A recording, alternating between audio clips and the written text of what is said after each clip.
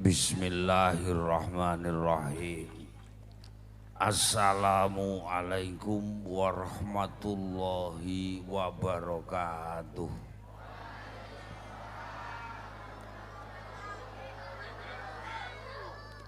Alhamdulillah. Alhamdulillahi rabbil alamin. Walhamdulillahilladzi wahabana bil azwaji wal banin. Walhamdulillahilladzi nawwara qulubana bi ulumil alimin. Tsumma sholatu wassalamu ala khairin nasi asyrafil anbiya'i wal mursalin. Sayyidina wa habibina wa qurrati a'yunina Muhammad sallallahu alaihi wa alihi wa sahbihi wa sallama al-qail man bana lillahi masjidan banallahu lahu baitan fil jannah. Al-hadis au kama qol amma ba'du. Sintang cepet.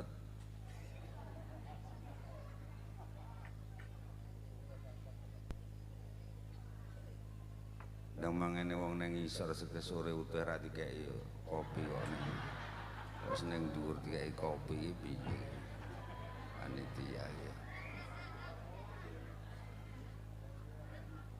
Bismillahirrahmanirrahim. Nuwun kawula nuwun dumateng Sang Yaning para sesepuh, para bini sepuh, para aji sepuh lan sedaya piantun sepuh wonten ing lingkungan Ngadisanan Dulwetan mriki.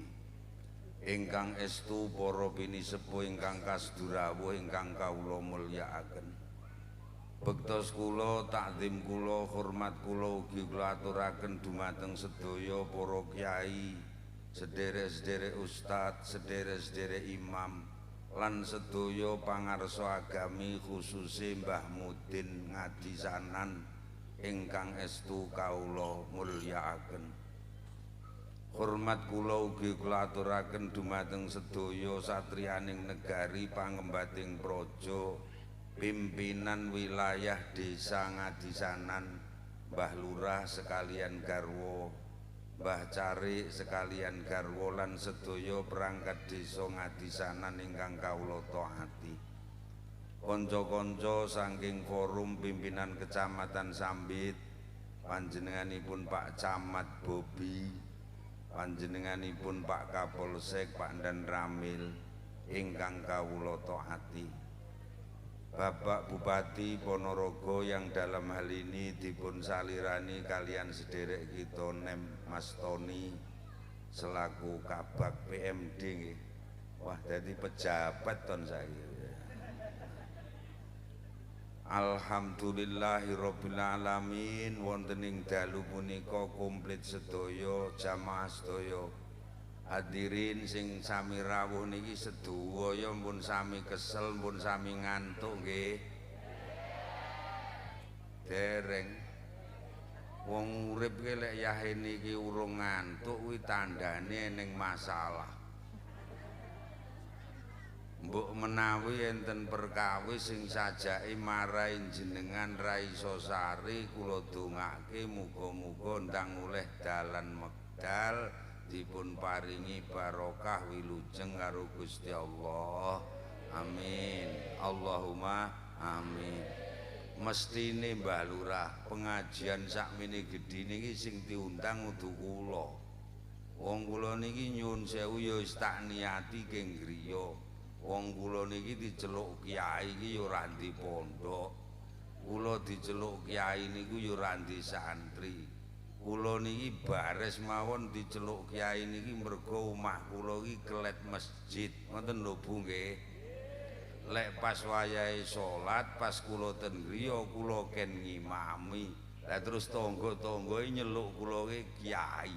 Lah kula ya mendel mawon wong sajake ya menguntungkan. Ning nyun ngapunten sarehne kula niki gayan kula niki guru Bu Ngadisanan sedaya nggih. Kula niki masih tuwek meh swidak 5 tahun kula niki guru tukang mulang. Khususnya mulang bahasa Arab, khususnya bimbingan membaca kitab kuning makna gandul basa Jawa. Itu nama sebuah mata kuliah Pak Tony di jurusan pendidikan bahasa Arab. Nggih, kula niki dosen. Mulakno nyun ngapunten ben aja kula ki ndredeg ben kula niki tatak Mbah Lurah. Sing sami rawuh niki dalu niki upama tak anggap mahasiswi ngoten ra nggih purun. Ning ya ora eneng mahasiswi kok kempong kirot ngono ya ora ono. Sing penting muga-muga barokah Allahumma amin. Sing penting dalu niki wong ngumpul sakmenten kathahe niki lek luwih 40 tiyang njaluk napa mawon sing sae dimakbulke karo Gusti Allah. Ngoten lho nggih. Mula wonten riku jenengan meneng donga batin sing sae sedaya mawon. Nggih. Nggih. Sing penting urip niku barokah ki apa? Barokah niku nyun ngapunten lek enten kitab unine ziyadatul khairi minallahi taala. Tambah-tambahi kesaenan, tambah-tambahi ketentreman, tambah-tambahi kemakmuran king ngarsa dalem Gusti Allah. Lah teng napa kok dadak dijalukne barokah? Wong urip ki ora mungguh yu lek didelok niki nyun sewu. Donya iki ora mungguh lek kur didelok nganggo mripat welok-welok. Lah ngadisanen iki bumine ya nggur sak cuplek niki. Nggih mboten? Nggih mboten? Kek wonge menungsane sakmeniki ning mergo ditambahi cukup ditambahi turah, ditambahi berkah kalian Gusti Allah, awake dhewe bendina mangan ya padha cukup kepara turah. Alhamdulillah. Nyun sewu wong mriki napa enten sing bendinten kurang perkara lek ndahar? Kula yakin wong ngadisanen lek panganan wis turah glawah alhamdulillah. Napa enten wong mriki bendina sing sambat kurang perkara lek nyandang nonton? Alah apa neh wong edo-edo iki yo nyang pengajian lek macak sampai kaya artis kabeh. Alhamdulillah. Ya nyun sewu Mbah Lurah kula kaget jenengan ra tau ngundang kula blas. Kula sak jeg-jeg wit biyen mlebu ngadisanen bareng sakniki lho. Mataku jan kaya bloloken tenan. Mengu nengen isine omah apik, mengu ngiwa isine omah mentereng. Alhamdulillah. Ning bareng dionceki tenan. Ora ning Pandhe Watu nggen kula, ora ning ngadisanan doletan kene. Jaman wis penake kaya ngene. Tak rungokne isine kur wong sambat isine kur wong gresah mawon. Mriki nggih enten to Bu wong sambat ngoten. Lah, kaya tak omongi tak tambahi pisan 10 dina engkas sasi besar. Cek iso ndretek kaya pantek beduk ya ben mundak bingung pisan. Halo, assalamualaikum. Enenge wong urip bingung, enenge wong urip kur sambat, enenge wong urip gresah. Kuwi ora kurang bondo donya, ora kurang pangan, ora kurang sandang, ora kurang papan, ora kurang kendaraan. Kurange nggur sitok awake dhewe iki. Muga-muga awake dhewe iki termasuk sehat panjang yuswa. Atine tentrem. Nggih. Nyun sewu. Kula nyun ngapunten, kula masya ya ora patek sugih nemen ya tak tentrem-tentremke. Jadi saat niki nyun sewu dari 400 lebih dosen ten IAIN niku, itu tidak ada pegawai yang masuk sebelum saya. Sedaya iki murid-muridku sae pejabat. Baturku wis entek mati utama. Dadi kula iki saiki nyang kampus Pak Camat medun jluk kok mobil niki. Ora ana wong nyeluk Pak Mbah damput aku ya. Yo wis. Ayo muga-muga sedaya mawon iso nganti sepuh gek sehat. Allahumma barokah. Gampang lek golek sandang pangan. Gampang lek noto anak putu. Mbah Lurah gampang lek noto desa masyarakate. Niku jenenge urip baro. Ngoten lho nggih. Nggih. Nyun sewu lek pengin ngoten nyun ngapunten. Kurange awake dhewe nggur sitok. Tata iman, tata yakin, tata percaya sing tenanan kalih nggene Gusti Allah. Bares mawon mergo kakean lek ngusuk-ngusuk HP. Nyun sewu, mergo kakean lek ngusuk-ngusuk HP, iman rasaya kandel malah saya ti. Ana apa sira bingung kranten apa punjenengan bingung wong Gusti Allah Maha jane lambene ya padha iso lho. Ana apa sira susah kranten apa panjenengan gresah wong Gusti Allah Maha. Winginane done kula ngaji kaul ten Tuban enten mriku nyun sewu. Neng sak lore ngriko lho pokoke mbabat ngalor perjalanan 5 jam kula iki nyanyi niki. Lah kok enten ibu-ibu muslimat ngadeg cengkelak. Lah kok ora bingung piye lho nun ngono nggih. Yo to yo jangkaro aku yo ngene. Lah kok ora susah piye lho nun kowe apa ora ngerti anakku wis kebacut 5 kabeh njaluk diragati kabeh njaluk diopeni. Aku ya malah anu ngarep iki besar bodoh kaya becek kaya pantek beduk lho yo aku ya malah ngono sisan ben mundak bingung lho nyun ngapunten lek wong sing iman sing yakin percaya saestu kalih nggene Gusti Allah nyun ngapunten Gusti Allah maringi anak putu ngeten iki lho Gusti Allah tanggung jawab ngrejekeni anak putune awake dhewe nggih nggih. Lah kok wong iki malah metetek, gek buktine apa lek ngono.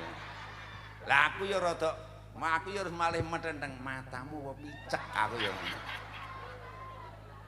Lho nyun sewu nyun ngapunten kula duduhke nggih.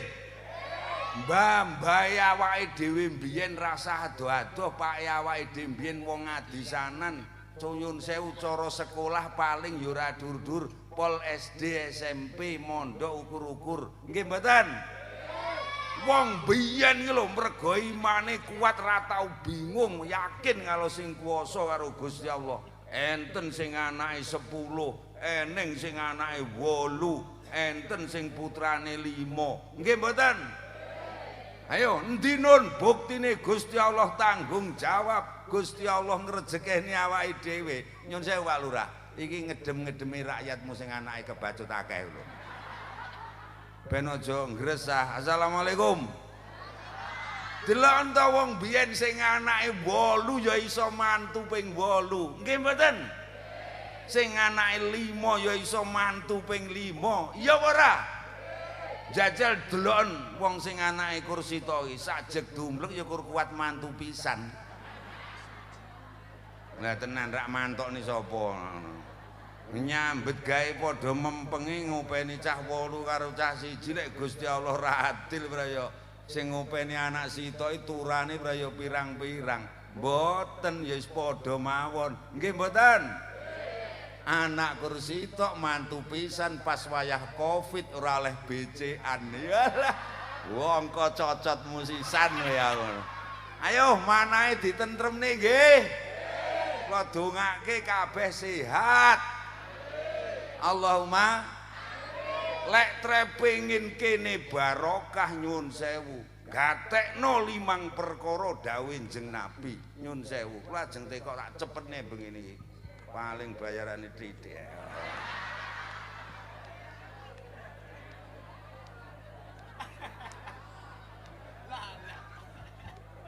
Ya aku lek kaule nyang Tuban 10 juta. Iya tak ngono aku. Nang kene kan ya saleh ndahati apa ya. Assalamualaikum. Ora penting, sing penting kula cethuk jenengane umurku tambah 2 taun yo. Allahumma pengen uripe kabeh penak donya slamet ngakhirat nggih. Saestu nggih. Lajeng teko nomor 1 cara wong ngadisanan sih kidul kene iki. Agama iki penting ora? Aku teko tenan lho. Agama iki lek carane ngati sampean penting napa mboten? Lah aku iki dosen ora gampang diapusi wong, tak buktekne wae Lurah. Assalamualaikum. Ten ngadisanan mriki nggih enten bangunan jenenge masjid, musala ngoten nggih enten. Enten nggih. Sampeyan ya roh nggone. Sumerep. Ya kurothok apa tau nyang. Lho kasanun ingat bayi soboku mulai sangka gombak kono tak ngono. Ngalor-ngalor grogol ngadisanan mataku rapicek ning ngadisanan iki musala ben RT. Nggih mboten? Masjid pating celenuk mening-mening nggih mboten? Sing kula tekokne sampean tau nyang.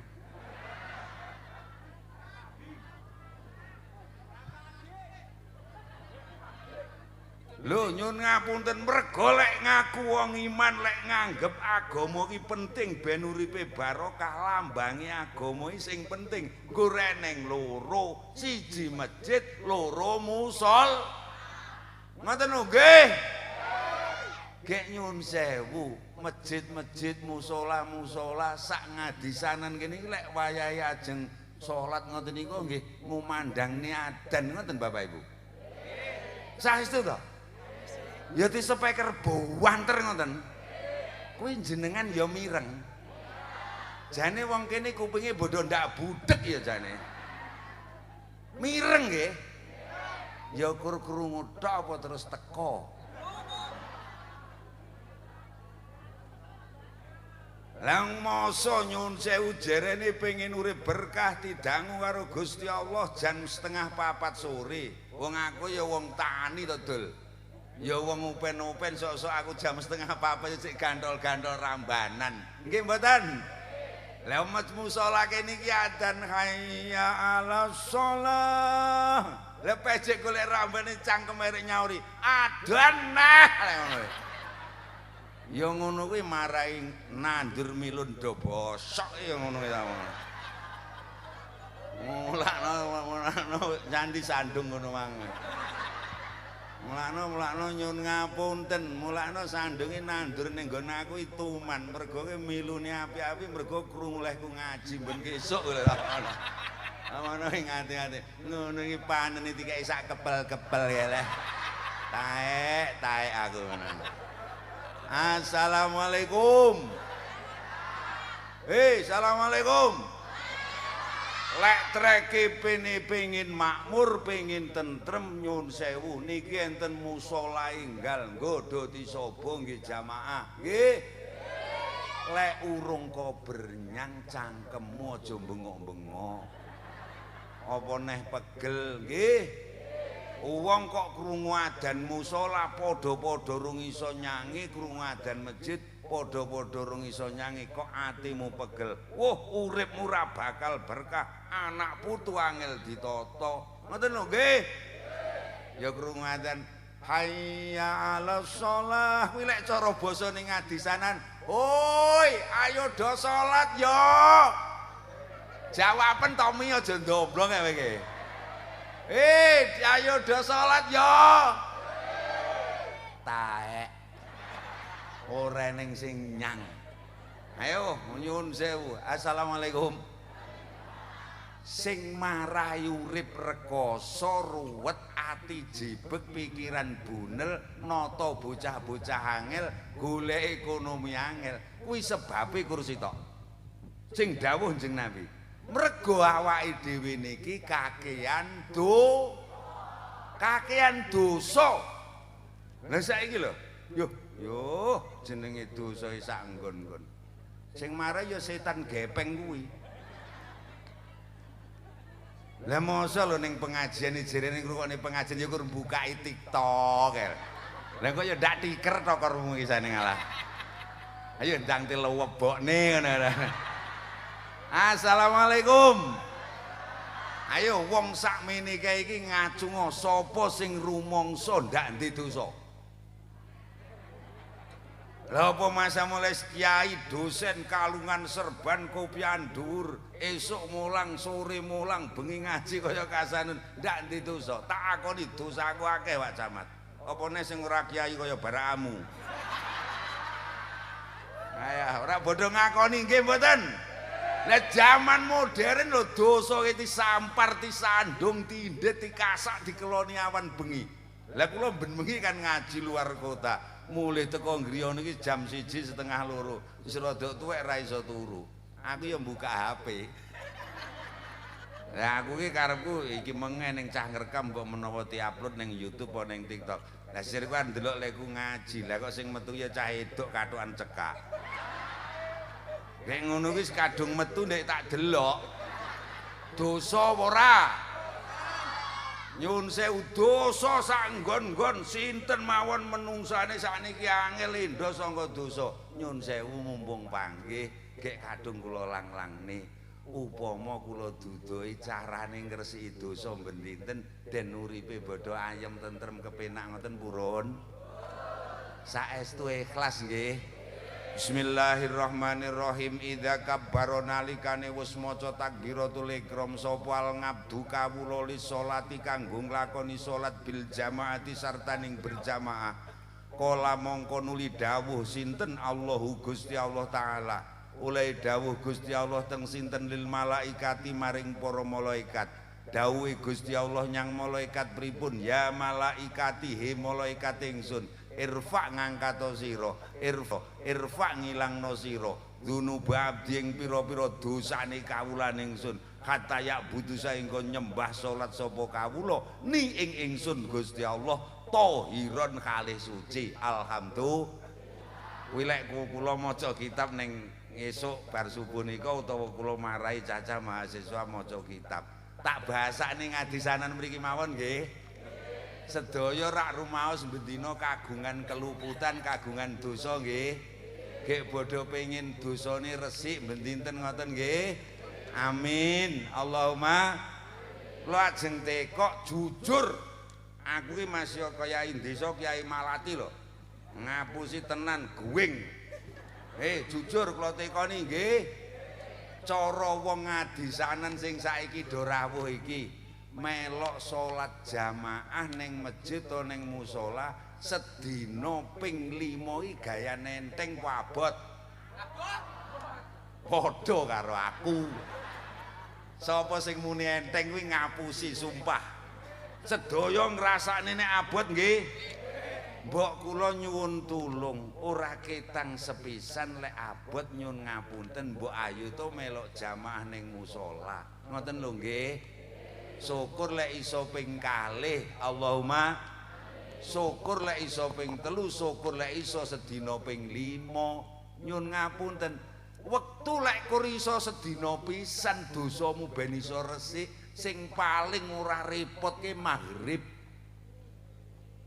repot apa lho maghrib subuh mbangkong repot to nggih zuhur jek ning sawah kesel nggih to ngasar sik golek rambanan nggih mboten ngisak ya wis keturon nggih mboten mbok njaluk tulung ora ketang sedina pisan maghribe nyang musala nggih nyun sewu krungaten hayyalal falah ndang wudu sajadahe gereten ning musala Baitul Mukhlisin nyun ngapunten Ngene tak tekoni sandung jenenge musolane apa? Cukul. Lho ngaku ngrungokne wis ngerti ya ngono iki. Nah nyuwun sewu. Assalamualaikum. Assalamualaikum. Kabaro iki maca takbiratul ihram. Pokok ikhlas tenan sampean ndambok sampean wong ngadisanan iki kur paribasan sampean bajingan tengik ngawit bayi cenger dosamu bayi sak dhuwure gunung ijo to. Janji sik gelem sapa masjid sapa musala sepira dosamu di ngapura karo Gusti Allah. Alhamdulillah. Lah iki lho dawuh Kanjeng Nabi kabar iki maca takbiratul ihram. Umpama nggih iki kur upama maghrib wau kula nderek jamaah mriku. Lagi Allahu Akbar. Gusti Allah langsung bengoki malaikat. Malaikat ingsun. Jawaben toyem iki aja turu ngono kuwi to. Malaikat ingsun. Kalau kasanun cah Pandewatu salat jamaah ning musala Baitul Mukhlisin. Dosane kasanun sing gadel mulai dramakan tekan bun-bunan sak bolone wong ngadisanan sing melok jamaah ning musala kae. Irfa angkaten, irfa guangen nyang langit. Ben kasanun sak bolone wong ngadisanan kae lek salat nyembah ingsun. Tohiron ing dalem kahanan suci. Alhamdulillah. Pokoke ikhlas tenan lho nggih. Ora mulakno kula niki lek ngimami Pak Bupati Pak Toni. Kowe ora tau tak duwak dawane kaya cah kira. Ya aku ya biasa apa neh poso dek iki. Ngau selek poso sebulan kan ndak mau saya ceramah luar. Kula khusus ngimami ning masjid kula. Lha ya nyuwun sewu. Nyuwun ngapunten. Kula lek ngimami poso iki apa neh tarwih ayo kulhu. Lah makmume barakamu lho. Tak wacane surat rada dawa nek bubar jalan. Nggih mboten? Lah lek ora percaya mbok tak tekoni. Assalamualaikum. Lek pas wayah tarwih kowe milih imam sing maca surat dawa-dawa apa ndek-ndek? Betul katamu. Padha karo aku ayo lha nyapa lho kapan wis kula kapan ngimami ya usolli fardhul napa Allahu Akbar. Aku ning ati guyang yo eleh dosa resik. Alhamdulillah. Pokoke ikhlas tenan lho nggih. Alhamdulillah ra tau nyang meniren lambemu. Muga-muga bar niki musala masjid do rame nggih jamaah kaya dawuh Mbak Lurah nggih. Insyaallah nggih. Nyuwun ngapunten syukur lek iso ping pindho. Kula maca ya kur biasa ya kur. Ghairil maghdubi alaihim waladdallin. Alhamdulillah wong aku mangke kur ngetes. Bake wong kene iki ya tau jamaah. Lah layak to Pak Lurah rakyat sampean omahe apik-apik kaya ngene. Lah layak lang bodho tau jamaah alhamdulillah. Lah lek sing meneng lang tre ra tau nyang. Lah ora beda wong tahlilan ki lek ra tau nyang apa ya iso nyaut. Nggih mboten? Lah iki mang arek otomatis kudu arek ujug-ujug nyaut amin ya tau nyang bodhoan. Muga-muga sregep jamaah. Barokna kaulah Mbak Lurah dawuh Gusti Allah. Pokoke masjid musolane rame nggih jamaah kiwa tengen masjid musola diberkahi karo Gusti Allah. Allahumma amin. Iki karo promosi pisan dong. Urung tahu sawah kula 5 kotak sing sanding masjid nika disewa sapa mawon nandur milun nandur kok tahu gagal. Mboten tahu. Tahu ta, tekonono sing tau nandur milun ning nggon aku lek tau gagal. Mergo napa diberkahi kiwa tengene. Mula lek nyewa aja ku 2000.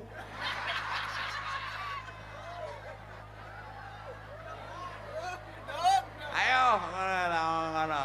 Wong tak tanduri brambang lho bature ora payu iki nyun sewu bature ora payu tak tanduri brambang ora krungu kupingmu payu 29,5 sekotahe.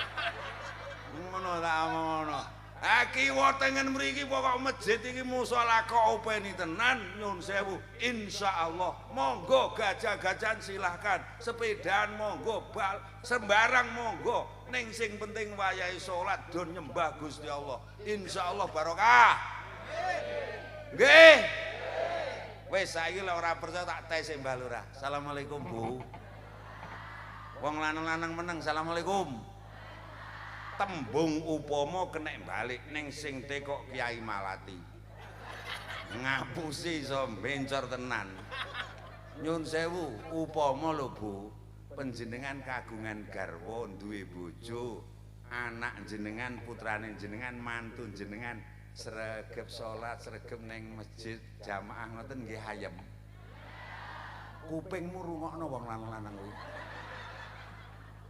Assalamualaikum tembung upama kena balik upama bojo sampean anak sampean mantu sampean bar ngisak macak mricit ngangge lenga wangi terus nongkrong ning kopi Taman Sari gek mulih jam 2 bengi atimu seneng apa senep kupingmu rungokno wong lanang kuwi ora usah angel-angel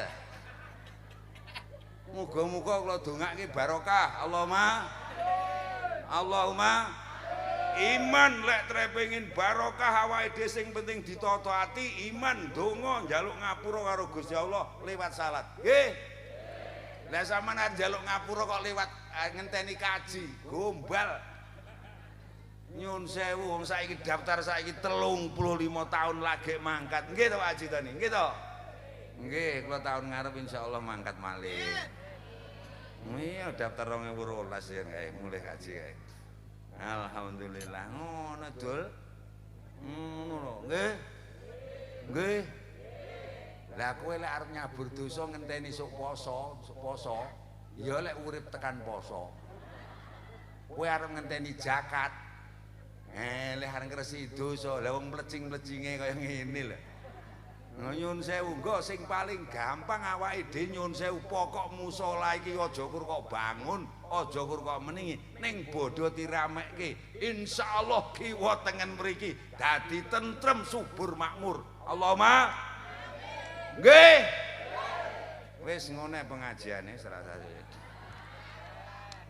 neh terus iya kowe penak ning kono iki kesel kamu assalamualaikum pengin tambah berkah nggih nggih nyun sewu lek cara wong ngadisanan nyun sewu ngilmu wong tukang mulang ilmu Pak Yai Mbah Mudin wong sepuh-sepuh kuwi barang penting napa mboten penting mboten masjid penting wau nggih agama penting nggih kula nyun sewu ten ngadisanan mriki nggih tasih enten Bu wong sepuh-sepuh ngoten kathah penting nggih nggih enten sing ngopeni tiyang sepuh ngoten nggih enten alhamdulillah ya kok getaki apa ya kok openi apik ngono nyun sewu mriki niki nggih enten Bu menungso wong jenenge Pak Yai Pak Ustad ngoten nggih enten ngriki nggih enten TPA TPQ madrasah nggih enten ustate nggih ya aku tekok-tekok ae enten ya wis ngono iki nyun sewu ngilmu niku nggih penting nggih tenane lho aku ki tekon tenan lho lek tre omong ora nun ngene lho aja ngapusi nyun sewu tak buktekne Pak Lurah nyun sewu wong mriki niki nggih pun enten Bu wong syukuran slametan undang-undang mbleh wedhus apa mbleh sapi mergo putrane tamat MI utawa SD ngoten nggih pun enten dereng enten lha kira ya jenenge ngapusi to jan kita yo sekarang pun tak unggah keneh nyun sewu wong mriki nggih pun enten wong syukuran nyewa terop nyewa sistem undang-undang wong sak dusun apa patang RT mergo putrane tamat SMP utawa sanawiyah ngoten nggih pun enten lah iya kan yo ngapusi nek to jelas ya lho tandane oleh ilmu kan oleh ijazah nggih mboten lek kene pengin barokah nyun sewu ngilmu kudu diutamake sumbere ilmu guru mula jenengan nyun sewu lek trekene jek ning wong sepuh sing dianggep duwe ilmu mulyakno nggih oi nggih Wis saiki tak tekoni ngene perkara berkah. Kuwi nyang wong wedoke. Bu sing rada enom-enom. Bu. Assalamualaikum. Bojo iki penting napa mboten? Penting nggih. Lek kuwi aku langsung percaya. Mergo wong sak ngadisanan iki janji oleh anak mantu oleh bojo syukuran rupiah entek perang-perang juta. Nggih mboten?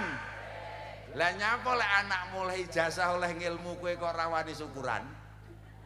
Berarti kan ya ora tek. Mula bojomu masih mbiyen kok rabiran duwe apa-apa, ora patek ganteng, mergo kok slameti, mergo kok syukuri. Nyun sewu dadi garwa dadi bojo sing barokah alhamdulillah.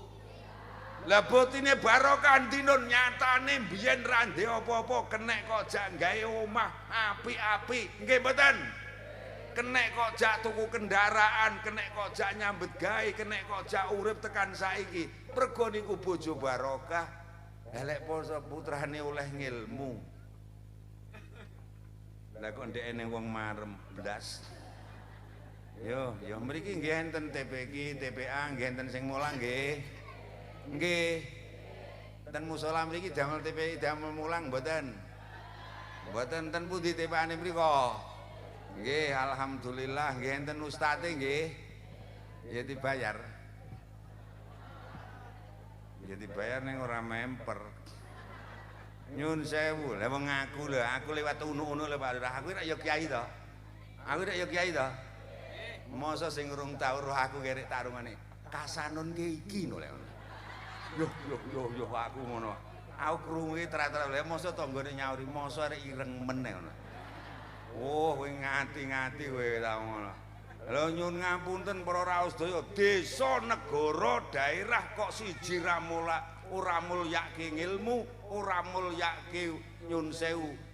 Wong sepuh-sepuh sing duwe ilmu ora bakal dadi desa sing tentrem, desa sing makmur. Nggih. Ayo kuwi mumpung sik bar boto tak tekok nyun sewu. Mriki cara mriki riyaya wingi nggih bodho sejarah tenggene tiyang sepuh-sepuh ngoten. Saestu to? Ya mbuarak ya karo keluarga ngoten nggih. Kek nggo gawan iki.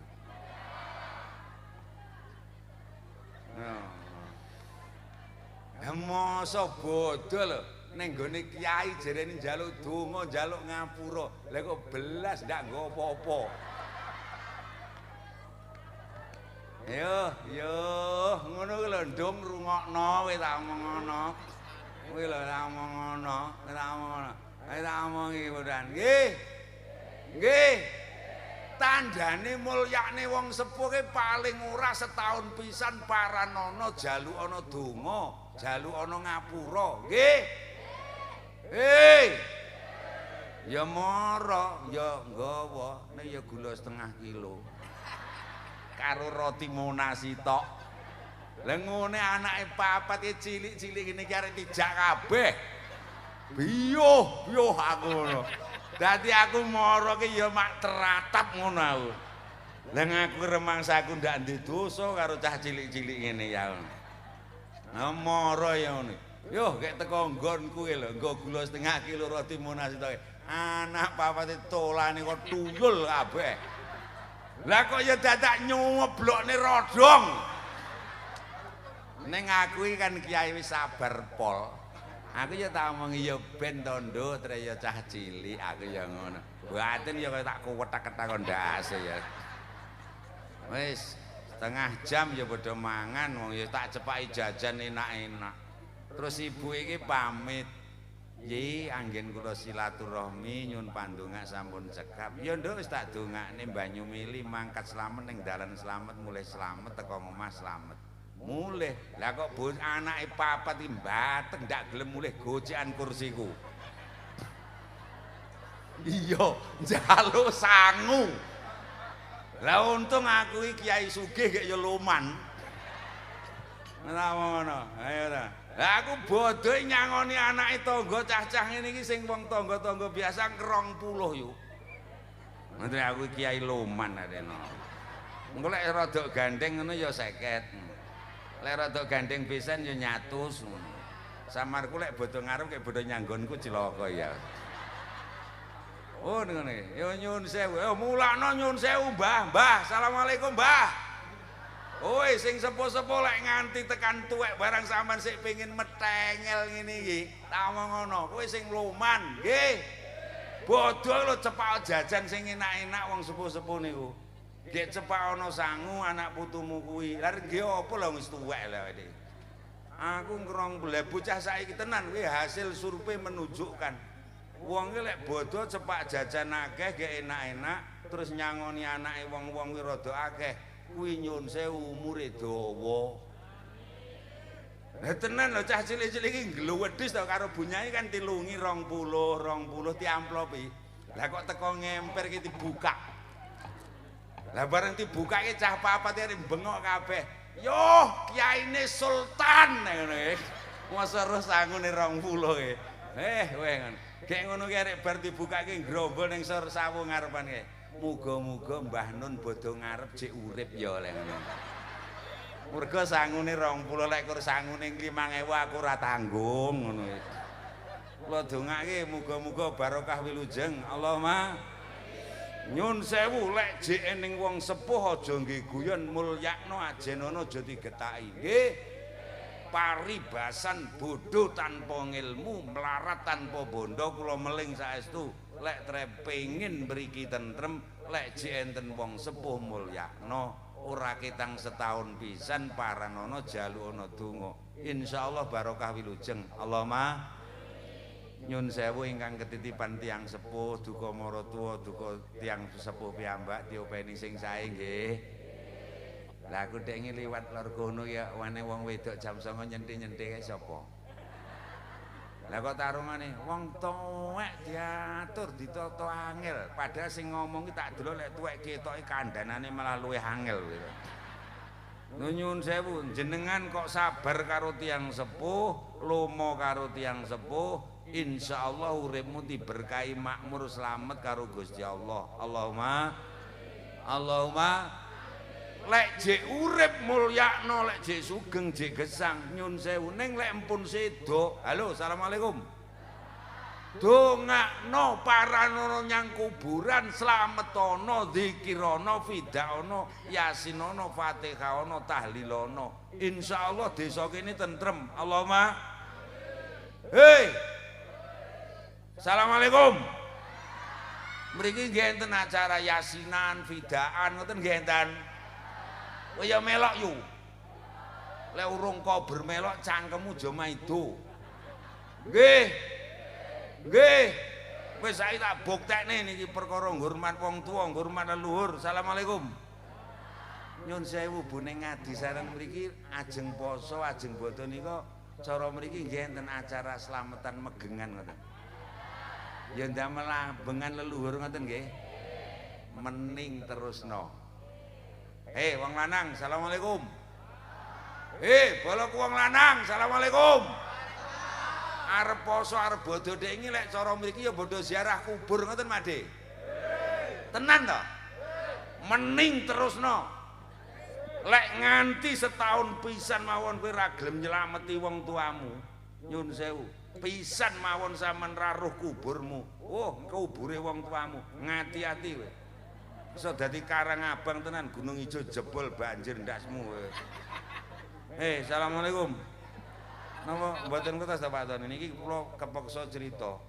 Nyun sewu Kecamatan Sambit iki mbiyen asale alas gledhekan Gung Liwang-liwang. Sak Kecamatan Sambit iki alas sing paling wingite manggone ning Adisanan Etan Kali lho. Nggone Druwa ilu-ilu Banaspati wewean medhon tuyul iki manggone ning dalan kene iki ngetan ngono. Ning lek mulih sik dekep ndrondasmu tenan ana. Ora ngerti wong-wong nyun sewu. Teng napa kok kudu awake dhewe ngurmati karo para leluhur sing pun seda. Karo para sing cikal bakal karang poman mriki ditirakati. Dipasani, dileki, disodakoi, disuwunke kalih ngene Gusti Allah. Ilu-ilu Banaspati glundung pringis medhon kabeh minggat kok Ngadisanan. Saiki dadi pecukilan sing resik kaya ngene iki. Bares mawon ora mergo idu mundung. Omong isan. Mergo lek idumu wis ora malah ora mlonyohne saiki tak omong isan. Nggih. Nggih. Mulane nyuwun sewu awake dhewe lek ora iso hormat karo wong sepuh, desa ora iso adil, ora iso tentrem, ora iso makmur. Nggo sedaya mawon golek barokah lantaran mulyane tiyang sepuh sedaya mawon nggih. Nggih. Nyuwun sewu mriki nggih tasih enten wong mati ngoten. Enten mriki lek enten wong mati sing ngurusi nggih Mbah Mudin. Hati-hati, Mudin itu bahasa agama, bahasa sakral. Imamuddin, pemimpin agama. Wong kok nyepelekne Mudin apa neh geting Mudin, didhisikne kowe calone. Wis to omong kowe ditenono. Kowe kok geting Mudin. Nyun sewu Mas, aku ora kenal Mudine sapa. Mas sik enom lek pun dadi Mudin. Lah mosok krungu siaran Inna lillahi wa inna ilaihi rajiun. Lah ngomongi Mudine kur kathukan cekak kaosan singlet. Den gayamu teko lek. Wah, ngati-ati lek enten sing kaya ngoten sedaya mawon. Lah pripun tak warai lek ra iso. Nyun sewu, sarungan tlononan sing mening klamben syukur lek kopiahan. Mbah Mudin sisuta tinggal donya kausus lingkungan jenengan kapurih ngrukti mayit sak cekapipun. Gek niki wau dipun betani ses. Aku omong ngono kuwi kira-kira mening napa mboten? Apik apa ora? Kuwi lek pengin beradab kabeh nyun sewu sedaya mawon. Nggih. Nggih. Nyun sewu aja ning ngarepe wong tuwek delejak-delejek siang marani Mudin bengok kongratan. Oh, didhisikne tenan kowe carane. Mugi-mugi barokah wilujeng. Allahumma nyun sewu wong sepuh, wong ngalim penting sedaya mawon nggih. Nggo putrane sing pun tamat diberi semangat, munggah kelas diwilujengi, katam Quran dislameti. Nggo sedaya mawon nggih. Insyaallah barokah wilujeng. Allahumma Allahumma nomor 3 kula ajeng teko pengin tentrem, pengin makmur nggih. Niki dawuh Mbah Lurah wau kula mirengke. Kula ajeng teko tangga teparu ki penting ora? Zaman modern ini sik butuh tangga. Saestu to? Wong sugih-sugih ya butuh tangga. Wong ora duwe ya butuh tangga. Padha mawon nalika lair sing ngrubung. Ayo muni tanggane kek mulih wong ra ingunan nek.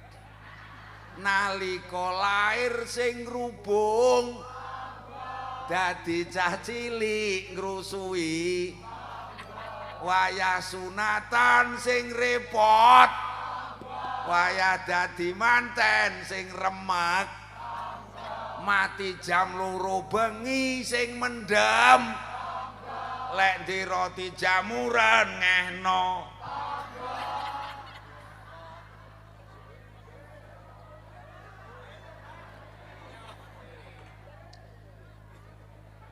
ngat sore lagi dikai kopi iki aku. Assalamualaikum. Ngono kuwi kedadian tenan Pak Camat. Lah malam bodhe wong ida-idai keran ora tebir ning masjid, ora tebir ning musala. Nuwata meja, nata taplak, nuwata rodong, ngiseni jajan ki to, Bu. Ngono kuwi ya ning ngomong anake wedok, "Nduk, nduk, sesuk ki cek bodho sedina. Rotine sing apik-apik aja kok tokne sik." Lah kae wong ya teko nyenuk ning kono kae.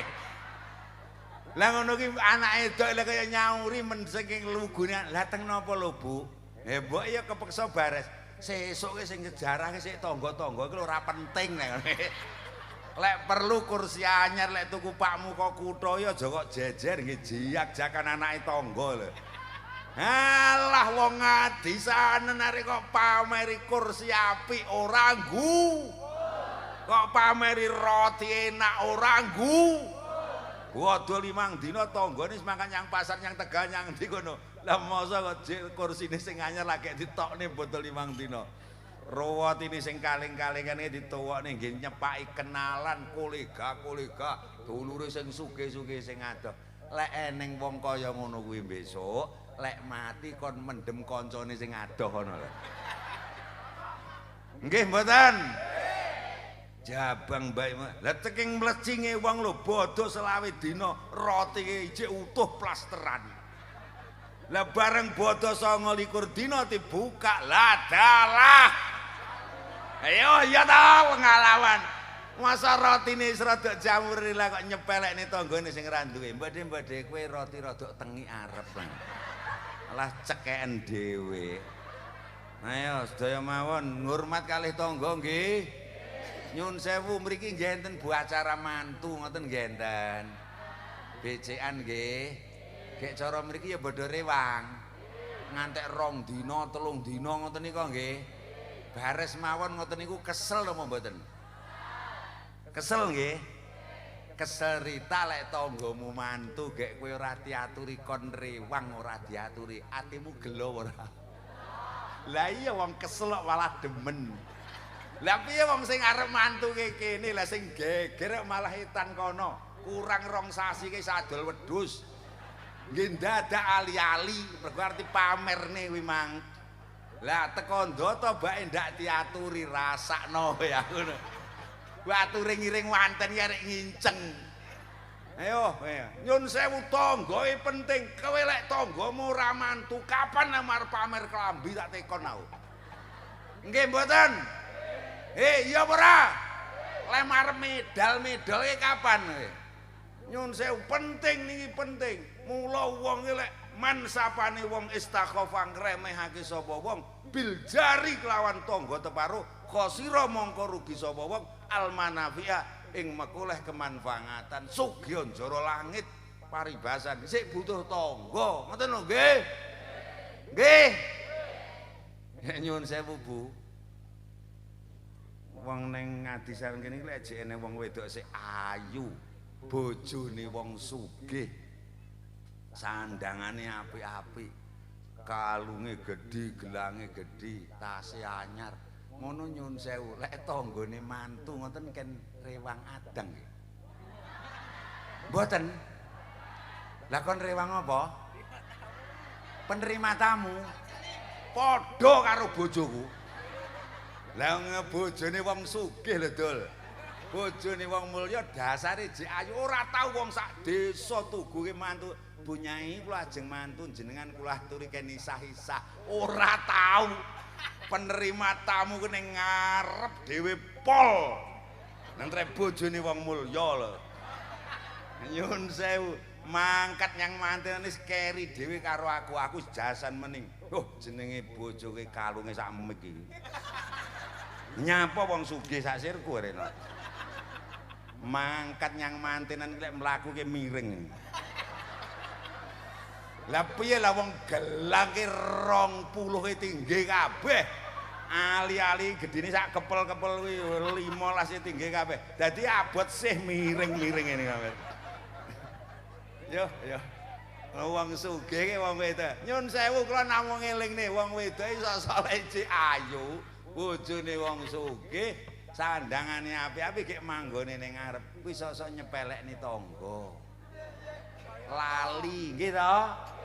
Lah mosok teko mantenan ki mburi wis ditata, wong ora duwe-duwe kaya barakmu ki lho.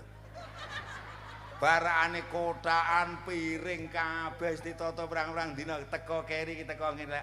Mantu kene iki lho. Mergo karo dudane ali-ali ki wong lho werene. Lah ngene iki. Mantu kene iki lek ora tak tata, ora tak atur, ora tak pikir ora dadi lho ngono. Yo aku ngono. Ngene iso golekmu balik cep nganjuk bareng iki apa ya. Ora ning separo kudolek karo ngono kowe. Apa ya ngono. Assalamualaikum. Lah ngono ki wong aku ki kiai kek bojone ya tak getak ukur-ukur. Husang. Aja seru-seru. Ngono tak omongi jane aku kan yo ngandani wong sing rada ayu-ayu ngene iki to. Aja seru-seru mantu kene iki lek reneng wong rewang ning mburi pirang-pirang dina kae kabeh ora mangan. Nggih mboten? Gek sing rewang ning mburi iki ndak ya wong rada ora duwe-duwe kaya barakmu kuwi to yo. Ternyata tangga ora duwe iku ya malah luweh nggih mboten? Nyun sewu mula sak lingkungan ngene iki sing sugih kur siji loro, sing ayu ya kur loro telu, sing ganteng, sing pinter kur sing nata Gusti Allah kabeh penting, nggih mboten? Lah ora krungu sasi 10 aku mantu 7 dina 7 bengi. Nanggap gurit, Lucy Brahman nelpon iki badhe nyanyi. Wis to mara sing penting ora bayar aku ngono. Goreng Pacitan nelpon badhe nderek manu ngibur. Wis to mara, ora sing penting ora bayar aku. Mantu berang-berang dina undanganku berang-berang ewu nang kene blas nek wong becek blas iki. Lah ora diundangan lek mara becek tak tampa lah aku. Ya assalamualaikum. Ngoten niku sing tak atur dhisik dhewe iki sanes Mbah Lurah, sanes Pak Camat, sanes Pak Carik. Sing tak atur dhisik dhewe iki tukang pecel kayu. Genahne ngono. Lah ora iki piye lho? Lah masih Mbah Camat rawuh, Mbah Tony rawuh, Pak Polisi rawuh. Lah lek kayune ora garing mareng nguntal beluk e. Nggih mboten? Dek sing tukang pecel kayu ki ndek ya kowe sing ning mburi-mburi rada mendo-mendo kuwi to. Nggih mboten? Mula kok ning lingkungan nyepelekne karo ora wong ora duwe. Wah, ngati-ati. Nyun sewu Mbah Lurah, ukur tak nggih conto. Pak Camat, Pak Polisi lek tanggane pas wayah mati ngoten niku ken duduk kuburan nggih. Mboten padha karo aku ki wong mulya dolek ning lingkungan. Ora enek kok ene wong mati nggon aku Pak Yai jenengan ten makam duduk kuburan. Ora tahu lah aku tukang ngatur lho. Nyun sewu sing duduk kuburan nek sing rada metu-metu mikir kae lho. Nggih, mulakno kowe wong mulya-mulya, wong sugih-sugih, nyun sewu. Kok nyepelekne tanggamu sing ora duwe. Oh, kelakon mati ra kependhem dasmu tenan. Nah, sedaya mawon sami rukun nggih. Wong sugih ya pen, kurang sugih ya pen. Nggo ayo rukun sedaya mawon nggih. Nggih. Iki nyun sewu Ponorogo arep duwe kajat gedhe malih pilihan bupati mboten sarame-rame nggih. Ya syukur lek iso rukun nggih monggo nggih. Ora usah ngotot-ngotot, ora usah luk-lukan nggih. Wis to sapa sing kok senengi kono ngoten mawon nggih. Nggih. Sing penting rukun karo tangga. Lah kok rewang ana ngotot-ngotot jagomu dadi kek kowe didadekne camat. Ya ora lek ora nyambet gawe dhewe panggah ora nyekek. Iya to? Nggih. Rukun sing penting. Kene enten wong nandur kacang lanjaran. Lek pas panen sing ndeng-ndeng ngehno tanggamu. Aku ki bares ae. Iya lah lek sing ndek kok sing dawa kok ngene tanggamu sing ndek lek mari ngedol ngendi ngono lho. Hidup itu yang reality saja maksud kula nggo. Kaya adik kula Nem Sandung nika lho. Panen melone wong sak Pandewatu iki dumi sitok. Lah teko nggonku ya rawani ya 5. Ya ngono lho, Dong. Ngono ya. Allahumma sholli ala Muhammad. Oh, kok ngantek ora ngekeki nggonku sengarep ora panen. Nggo sedaya mawon namung damel guyon ning saestu nggo sami mulyakne tangga nggih. Maneling wong ki ngat bayi lair ceprot ngantek tuwek isine ngrepoti tangga teparu. Wis to wong sing kaya napa mawon mulakno awake dhewe ora bakal entuk ambune swarga sing dawuh Kanjeng Nabi. Wong sing gaene gawe ala lan cidra marang tangga. Lek isik nakal urung iso ngempet, sikmu nakal aja nakali tangga. Marok metetek nyang tangga apa gombal apa. Nggih mboten? Arep ngono rasah pamer-pamer iki tak wong wedok-wedok kuwi. Apa kok pamerne ya? Kabeh ya roh barang utangan ya. Kula dongake muga-muga rukun semawon nggih. Saestu niki calone pemilu sing tentrem sedaya mawon. Allahumma sholli ala Muhammad. Mula Mbah Camat kula pedhawuh mulai dalu niki wong edok-edok wong adisanan oleh rasan-rasan. Enake kaya ngene lho ngaji karo aku kowe. Bebas rasan-rasan, sing penting ora krungu wong liya. Ya karo wedhus. Sesuk-esuk ki karo wedhus ning buritan dus-dus. pengajian mambeng iki tangga sebelah ki layak to mangkat sik bak iki ali-aline anyar ngono engko wedhus iki ora bakal crita karo wong karo wedhus liyane ya kur ngono gek karo tutuk ana ndase gek iki piye kok randang manak-manak ngono tak dol tak tukone ali-ali lelek kantek krungu wong liya geger nggih mboten nggih. Sesuke omong dhewe karo wit-witan ning buritan karo wedhus lho. Rasan-rasana sak karepmu sing penting ora karo wong. Nggih. Insyaallah tentrem. Allahumma tester tak testing Bu. Lek tanggamu iso mbangun omah apik, kowe atimu seneng apa susah?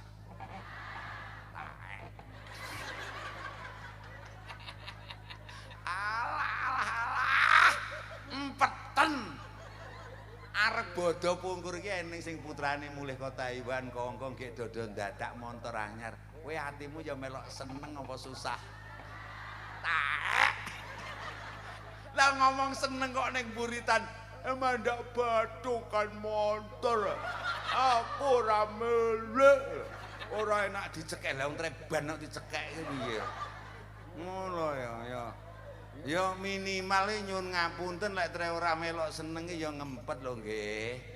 Nggih sinau ndonga ya muga-muga gek ndang iso tuku. Allahumma lek tangga mangun didadekne semangat awake dhewe nyambut gawe sing mempeng lek tangga iso tukon-tukon awake dhewe sing mempeng donga sing tenan. Ngoten lho nggih. Aja kok malah gemberembeng ngono kuwi. Allahumma sholli ala Muhammad. Pengen saya tentrem saya makmur nggih siji mulyakne agama lewat salat nomor loro awake dhewe mulyakne wong tuwa guru ngilmu nggih nomor telu lek pengen tentrem awake dhewe ayo padha sing rukun mulyakne tangga nggih loro tindangi becek mantu ya dibeceki sak-sake nggih lek ketumpangan 100 ya aja balekne 75 eling nek sisan odokan wis diutangi 3 tahun kok malah dikurangi. Lah ora ki piye lho ya lha trek ya usume sik ngenten lho Pak piye to nggih to. Nang ya malah syukur lek kok tambahi ngono ya ora apa-apa. Allahumma sholli ala Muhammad. Assalamualaikum. Dalan pavingan alus ngeten iki penting napa mboten? Omah pating clenuk mening-mening iki penting napa mboten? Mobil apik kaya Pajero kaya nekku kae penting ora? Penting mboten raimu ngono ya. Kere. Assalamualaikum. Nyun sewu, Bu, kalung gedhi kanggone wong wedok penting mboten? Sing ngomong ora penting 40 dina engkas mati lho. Lah kowe ora demen donya kowe. Nyun sewu, lek kowe nganggep donya penting nyun sewu, dawuh Jeneng Nabi ngeten. Dirungokke lek trekene pengin saya sugih wonge dalane apik pembangunan terus slogane mening dawuh Jeneng Nabi ngeten. Man sapane wong istakhofang remehake sapa wong biruasa iklawan pira-pira pimpinan khosira mongko rugi sapa wong ad-dunya ing mekoleh donya. Assalamualaikum. Pemimpin ki penting ora? Tenan aku tekok tenan. Pemimpin kuwi penting napa mboten? Lek ning lingkungan pemimpin ki sing cilik dhewe jenenge RT, terus eneng ketua Sinoman, ngoten nggih. Terus eneng Kak Kami Tuwa, enten Mbah Lurah, enten camat, enten bupati. Penting napa mboten? Lek jenengan ngrasa kuwi penting man mulyakne nyun sewu man hormati. Insyaallah desamu iso dadi desa sing sugih, desa sing makmur. Allahumma. Lah wong jenenge RT lho, nyun sewu lho. Mriki nggih enten ya pejabat jenenge RT niku nggih enten. Cara desa ngadisanan ki lek bengkok RT no manggone ning ndi niki? Mboten enten. Lha piye to? Undang-undang terakhir iki urung sosialisasi Pak Camat. Lha iki ning undang-undang terakhir sing ngatur bengkok RT. Tak dudoi wong aku ya sik pejabat saiki. RT ki bengkoke ratan ngitan ngulon gitu. Nggih mboten. Deloken to ngeno tandurane umbul-umbul karo gendera nampa SK pejabat bengkoke ratan. Nggih mboten. sepelekno pangan perat salah. Lah diomongi Pak RT, Bu, jing malam Senin wage, sesuk iki ndak Senin wage. Jing malam Senin wage diaturi ten musala mergi ajeng enten pengajian sing ngomongi RT. Peh sing ngomongi RT ngetne ora. Panggah lek buka WA. Lah RT ini kan ya sabar pol. Lah ora ki piye wong bengkoke sakmono dawane yen. Lah ngono ki RT ini lek pun nggih Bu lek nyauri ya lek ngono. Mosok RT ini mlaku klunu karo ngetne bengkoke kuwi mang. Terus menggok ngono ki terus ora ketok wong wedok sing diomongi nyepelek niki. Lah kok ngadeg sengkelak. Mandak raine RT. Perintah. Oh ngati-ati. Pangan melarat tekan tuwek ora iso ngangge ali-ali. Estu nyun sewu, nek jenengan kuwi nyepelek. Negara niki, desa niki ora bakal iso tata, ora tentrem lek sing mimpin sapa mawon menungsane ora mbok taati, ora mbok mulyake. Ngoten nggih. Wis saiki ngilmu Jawa tititeni niki sedaya mawon. Enten lingkungan jenengan nggih enten wonge sing butuhe salah bener, apik elek, kur njrengkel ge angel ditata ngoten nggih enten. Man titeni lek eneng wong kaya ngono kuwi biasane golek ekonomi angel. Wis to titenono. Mulane lek trep pengin gampang ditata nyun sewu awake dhewe niki pengin makmur sedaya mawon sing gampang ditata. Nggih. Nggih. Jokake ancang. Wis selesai. Ora sing nyun sewu tak omongi piye. Olah balik tak pol nih bisa negara ini isine kur demo kok cangkeme Rocky Gerung Rafli Harun ora bakal iso mbangun Pak ngono doa mawon nggih nggih oh setuju napa mboten ngono lho diwakili wong sak kami tuan diwakili kami tuan kene iki ya ning program pemerintah jenenge bansos ngoten nggih enten sosok oleh beras sosok oleh duit sosok oleh ndok ngoten to. Iki mumpung aku ngerti tak omongi aku iki masuk ngene pejabat yo catetane wong lho catetane wong sing nampa bansos kuwi nyun sewu kuwi saka Jakarta kok ke Mensos cari lurah kami tuwa bayan apa neh RT kuwi ora iso ngowahi lek ra demen mlebu hukuman omong ngono nyun gek ngoten niku catetan mergo ka pusat nyun ngapunten sok-sok kleru wong sugih nggih to. Ya paling olah rojok sugih. Lah ngono sing disalahne kami tuwa ning perteluan kon-kon ngono iki. Lah kok karo cincing, "Wow, mandekawa." Jajal aku tak tekon. Aku ora kenal sapa kene kami tuane. Aku tak tekon lho kami tuane wis ndredeg. Tekon napa lho? Ya sing oleh bantuan ke wong sugih-sugih kaya dulurmu. Apa wong ora duwe kaya barak aku lho. Wah, cara aku kami tuane tak tuwapu ki menggon ya.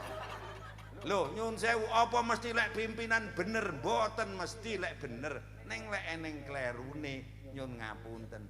Sepisan aja kok lokne ning ngarepe wong akeh. Nomor loro aja kok cegat ning ratan. Nomor telu aja kok tukari nyente-nyente. Nggih. Nggih. Lah pripun iki mara wole? Aku ki saiki rada tipis lho, Le. Lek eneng bantuan ya katutno to. Beres insyaallah mbuh kapan wektune ditata diatur. Nggih mboten? Setuju apa ora lek ngono? Padha mawon ngedekno musala ngeten iki lek sing mimpin sapa ora ning isine kur gegeran tok buyar. Nggih mboten? Ayo padha digampang ditata. Insyaallah barokah. Allahumma pemimpin penting. Lah tangene ya ora ning sing ngangge gelang belas no wong. Yo kasiwan. Nyun sewu Bu, nyun ngapunten Bu. Bu, assalamualaikum Bu. Jujur nggih, sampean minangka wong putrine iki upama kagungan kalung gedhi, gelang gedhi, ali-ali api-api, sandangan api-api, sandal anyar, tasir gorong 10 juta kaya dek bojoku kae. Ngono iki kek mobile apik, omahe apik, kek bojo sampean iki wong giat, sregep nyambut gawe, pinter golek duit ngoten, atine sampean ya remen. Cangkemmu ora teko kowe. Remen nggih. Alhamdulillah lek remen ngoten niku donya tak tekoni wong wedok. Pemimpin sejati ning pemimpin lek enten keluarga niku wong kakung bojo sampeyan. Mula aja kaget lah mbok kowe nyambut gawe kringkel wali awan bengi sirah kok nggih sikil-sikil kok nggih ndas. Ning lek wong wedok nyepelekne apa neh maneni wong lanang rejeki panggah kesit. Dadi omongi kok tenger-tenger ki piye. Lah ngono ki ya batin walah nun aku cethuk kowe lagi saiki. Mergo bendina ki kur gremeng ae. Lah aku kan ya duwe open-open ngono kuwi ning omah. Lah sok-sok lek urung meripat ki urung merem ngono cangkem ki urung meneng. Perkara kleru lek gua utis ki lho. Mulakno sampean kok ngantek nyepelekne bojo. Ayo wis to buktekno ning ngendi negarane. Lek wong wedok nyepelekne wong lanang, rejeki ra bakal teko kepara malah minggat. Mulakno nggo Bu, garwane ya diopeni, diajeni sing sae nggih. Insyaallah barokah rezekine kuthuk. Allahumma. Lek ora percaya tanduran ki sing angel kureneng loro, siji milun loro brambang. Ayo. Iya kowe jajal kowe bengi tukarono karo bojomu. Lah mbok milunmu godhonge sak tampah-tampah to kowe bengi nukari bojomu. Esuk lodon tek pangan trotol ta ngono kowe. Nggih mboten? Alah lah mbok brambangmu nyepor-nyepor sepira kok bengi kowe nyutukaran karo bojomu. Esuk entek ludes bosok ta ngono. Ngono lho. Masamu nyuwun ngapunten. Eningi pari bodo potong leher barang iki masamu kok kurang rabuk kurang obat ngesengkingake wong wedok wani karo wong lanang. Nyun sewu nggo Bu nyun ngapunten bolak-balik pengajian garwane diopeni sing sae nggih. Ngeten iki lek kok pengajian sosok bapake kan ora tindak pengajian to. Lek oleh jajan titik ngoten niku nyun sewu ya digugah. Sing sae ora kok teko-teko sing lanang kan wis turu batang ngono. Lah ya marahi ngono kuwi ya kelakuanmu ra ya ngono kuwi. Lah mbok ya kaya aku ngono kuwi lek anu kaya bojoke beb ngene. Saiki malih kung ya iki. Ngunggah aku ya ngono kuwi carane ya alon-alon dul mulane aku ya iso sugih carane ngono kuwi. Ngono wong lanang lek diajeni insyaallah sregep nyambut gawe awake sehat asile kathah. Allahumma percuma kowe lah ditekoni Pak Lurah Ibu badhe ndak pundi lek nyauri kur lek tekoke kur sak kecap lah kuwi wong liya to Mbah Lurah lek nyauri 70 meter kula mau wah ora karo-karuan lah mosok esuk-esuk macak mening ditekoni kowe meng esuk wis klamben mening macak mening nyandi lho Bu bojo tekok ya biasa nyapa takon-takon nyangoni ye lek ngono. Oh, cara bojoku tak untingi mulai ngepok tekan pucuk. Nggo Bu, nyun sewu garwane diopeni sing sae nggih. Insyaallah barokah wilujeng. Allahumma. Iki arep ngomongi wong lanang 3 menit teh. Wong wedok ora kena ngrungokne. Rahasia. Assalamualaikum. Boloku wong lanang wong adisanan. Assalamualaikum. Assalamualaikum. Dawuh Njeng Nabi ngeten lek pengin uripmu barokah. Man sapane wong istaghfar ngremehake sapa wong bi ahli kelawan keluargane khosira mongko rugi sapa wong tibal aisi ing oleh apike penake wong urip ning alam donya wal maisyati lan golek duit ekonomi pengupa jiwa. Assalamualaikum. Nyun sewu Dik Sandung. Kula niki lek ning IAIN dikei gelar wong ahli dalam ilmu bahasa Arab, diakui. Keahlian saya bahasa Arab itu diakui. Terakui, ora kok sombong ora ndung ngene iki. Saya mau ngomong sesuai dengan kapasitas keilmuan saya. Arep ngomongin tembung ahlun yang wong lanang. Ahlun kuwi artine asline keluarga. Sinonimnya minimal ada 4. Ahlun, alun, usratun, ailatun. Mandelok ning kamus. Artinya keluarga. You say in English by the family, keluarga. Ora paham kowe meneng wae wis. Neng nyun ngapunten sepanjang kitab yang saya baca nyun ngapunten keterangan hadis niku ahlun iki ora ati usratun ailatun mboten dalam kurunge iki zaujatun padahal zaujatun niku artine wife garwa putri. Menapa hadis niki khusus kanggone wong lanang sandung sak bolone. Assalamualaikum. Lah aku ki sing kanca sing kenal karo Kang Sandung lho, liyane ora kenal. Liyane wong kene iki nandur ora tau ngekeki ning nggon kuwi. Ngono. Lek nyun sewu wong lanang nyun ngapunten, lek sampean dadi wong lanang rasa pengin awet rasamu. Lek ganteng pengin awet gantengmu. Lek sugih mundak-mundak sugihmu. Lek sampean wong lanang rasa awet rasamu. Lek wong sampean wong lanang pangkat kondang mundak-mundak pangkat lan kondangmu. Namung setunggal syarate aja nyepelekne karo nglarani bojo. Lah kok malah sirep lakep ini. Ayo padhaan sedaya mawon nggih. Meneng ae kowe iki tak anggap ora eneng. Bala wong lanang nggih garwane dimulyakne diopeni sing apik nggih. Sepisan sampean lek tre iso mulyakne ngajeni bojo bakal oleh kepenake apike wong urip ning alam donya. Sampeyan aja ngarep-ngarep urip penak, aja ngarep-ngarep urip enak, nyun sewu lek ra iso mulyakne bojo. Mulane bojomu ra ketang setahun pisan tukokno klambi anyar. Lek iso ya sandang ana sing mening-mening. Nggih. Aja kok pisah-pisu ae. Ndung. Omonge ngono kuwi, mulakno insyaallah muga-muga barokah. Allahumma. Alah, terakhir wis to wong lanang sampean arep ngaku warok brengosmu sak kelut sisih kok. Jenggotmu kena kok nggih nyencang sapi warok kondangmu jagat etan jagat kulon. Donyamu separo di desa ngadesanan, kondangmu nguderi jagat. Heleh. Wong lanang lek serat diopeni bojo kepleh. Nggo sedaya mawon ditata nggih. Nggih. Niki enten kuis yang berharga. Sing iso jawab tak kei duit 500 ning tak jalukne Pak Lurah. Lah aku ora nggawa lho, Ra. Assalamualaikum. Sapa sing arep memberi tema ceramah saya benar sesuai dengan yang saya rencanakan? Ayo ndang kowe sing